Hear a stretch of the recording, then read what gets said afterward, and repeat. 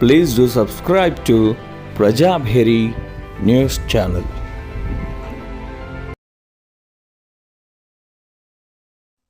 अस्सलाम वालेकुम रहमतुल्लाहि वबरकातुहू। आदाब, सत श्री अकाल, नमस्कार। मैं सैयद खैसर शहर निज़ामाबाद से। कुछ दिन कबल बीआरएस पार्टी की जानिब से इफ्तार की दावत की गई बीआरएस पार्टी ऑफिस के अंदर। वहाँ पर देखा गया कि बीआरएस के माइनॉरिटीज लीडर्स ऐसा ठहरे हुए हैं जैसा कि जरखेज गुलाम है, हाथा बन के ठहरे हुए हैं। अरे इफ्तार की दावत किसकी है? इफ्तार कौन करता है और रिश्तेदार कौन होते हैं? ये तो अपने आप को भूल गए। ठहर के खाना खिलाना, कैसा खाना खाने के आदाब भी नहीं मान सीखे तुम लोगों ने। गुलाम की तरह ठहर कर। और वहां पर देखा मैं फोटोज, मुझे हमारे दोस्तों ने भिजाया। ऐसे अलीम साहब यूं ठहरे हुए हैं जैसा कि बेचारे क्या होगा कि इनको। उसके बाद एक लीडर ठहरा हुआ है, उसके बाद एक लीडर ठहरा हुआ है। ये माइनॉरिटीज के मुसलमान लीडर रोजेदार अगर है, अरे कम से कम बैठ के तो खाओ ना।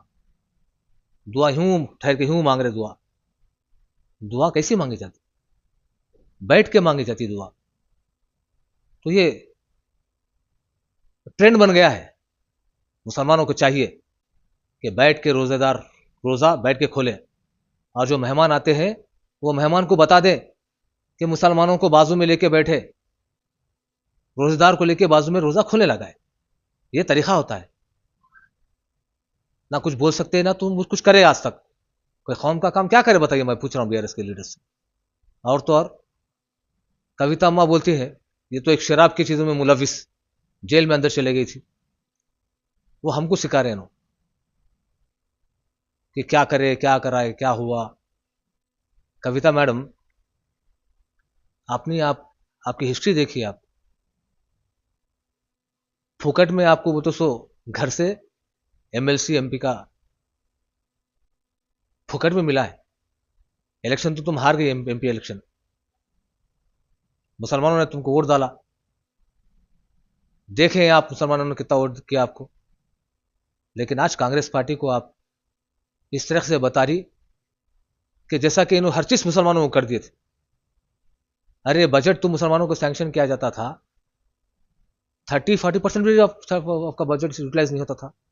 माइनॉरिटीज के अब कितने लोन्स दिए आपके? बताइए, माइनॉरिटीज लोन आपके 10 साल के पीरियड में कितने मार दिए? पूछ रहा हूं कविता मैडम आपसे। अब वहां पर एक आरमूर का पांडु भी बैठे हुआ है। पेपर में, तेलुगु पेपर में आया था आरमूर का पांडु बोल के। उसको बिठा दिए सर पे टोपी वो डाल के। ये लोग कौम के लिए क्या क्या बताइए? कविता मैडम बताइए, कितने ग्राउंड्स बनाए हैं आपने? कितने इंजीनियरिंग कॉलेज बनाए हैं आपने? कितने हॉस्पिटल्स बनाए हैं आपने? कितने लोगों बेरोजगारों को रोजगार दिया है? करीब 60,000 एक साल के अंदर कांग्रेस ने 60,000 नौकरियां दी है। मैं निजामाबाद की बात बता रहा हूं। 11 से 12 लड़कियां लड़के हमारे जो आज नर्सिंग में जिनको नौकरी मिली है। गवर्नमेंट पीटी, उर्दू के पीटीस नहीं थे हम लोग जद्दोजहद करके। 2 गवर्नमेंट पीटीस, उर्दू के पीटीस को दलाया तुमने, किसी ने कुछ नहीं कहा। आज इफ्तार के बाद बैठकर उर्दू से खाली बेवकूफ बना रहे मुसलमानों को।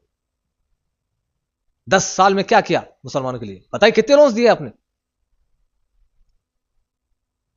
दावत इफ्तार में शबीर अली साहब वो किट दिए, ये किट दिए। अरे अपनी जानिब से दी जा रही, वो टीआरएस की तरफ से, बीआरएस की तरफ से आप लोगों ने दिया। ये खुद अपनी तरफ से दी गई सो है। शबीर साहब अपनी जानिब से दिए सो है। जो उनके इदारा है वो इदारे से दिए सो है। ये जातीय थे उनकी, चाहे वो 1000 आदमी को दे, चाहे 2 लाख आदमी को दे, चाहे 2 आदमी को दे। तो बाज रहे बीआरएस के ये जो छोटे जो लीडर है ना, बिगाला गणेश गुप्ता बैठे हुए हैं वहां पर। अरे बिगाला गणेश गुप्ता ने क्या किया बताइए मुसलमानों के लिए? ये खाली क्यों बेवकूफ बनाना ये? अरे हमारा ग्राउंड 10 साल के पीरियड में मैंने दुनिया की जदोजहद करी। तुमने इलेक्शन के पीरियड में तुम लोगों ने पास कर दिया, एजेंडा पास किया। एमपी इलेक्शन के दौरान कानून की धज्जियां उड़ा दी बीआरएस ने और ये मजलिस मिलके। अरे कम से कम सीखे हो आप लोग।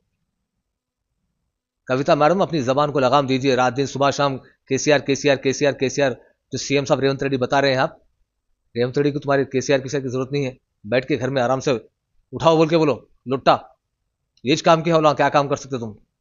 आए असेंबली में कितने मरतबा आए असेंबली में, बताइए गुजशत 1 साल में आप लोगों ने क्या काम किया? कितने बोलते धांधलियां हुई आपकी गवर्नमेंट के अंदर, हजारों करोड़ों रुपए बोलते आप लोगों के खा गए आप लोगों ने, धरनी के नाम पे जमीनों को किधर किधर कर दिया। और आज ये जबान से निकलने के वास्ते शर्म आना चाहिए आप लोगों को, और मुसलमानों को चाहिए जब भी जहीं भी इफ्तार हो, पार्टी हो, इफ्तार की दावत हो, तो हमारे हिंदू भाइयों को बाजू बिठाए और उनके साथ में बैठे। आप लोग गुलाम नहीं है, हम किसी के बाप से नहीं डरते, झुकते नहीं, सर कटा सकते हैं लेकिन सर झुका सकते नहीं, ये हमारी जिंदगी है।